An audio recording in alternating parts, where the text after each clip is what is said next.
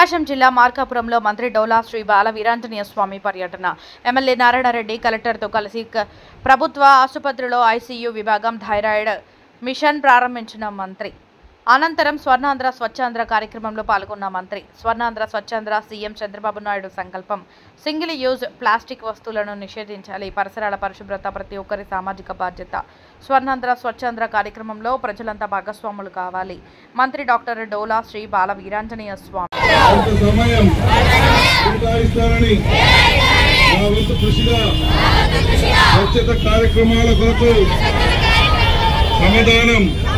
చేసి పరిశుభ్రత ఆంధ్రప్రదేశ్ సాధించే సంకల్పానికి కట్టుబడి ఉన్నానని ఈరోజు పరిశుభ్రత గురించి నేను వేసిన ఈ ముందడుగు ఆంధ్ర రాష్ట్రాన్ని శుభ్రపరచడంలో సహాయం చేస్తుందని నమ్ముతూ నా తోటి వారికి కూడా స్వచ్ఛత, ప్లాస్టిక్ నిర్మూలనపై మరియు ప్రత్యామ్నాయాల వినియోగంపై అవగాహన కల్పించే దిశగా ప్రయత్నిస్తానని, మన ఆంధ్రప్రదేశ్ను స్వచ్ఛ ఆంధ్రప్రదేశ్గా తీర్చిదిద్దేటట్లు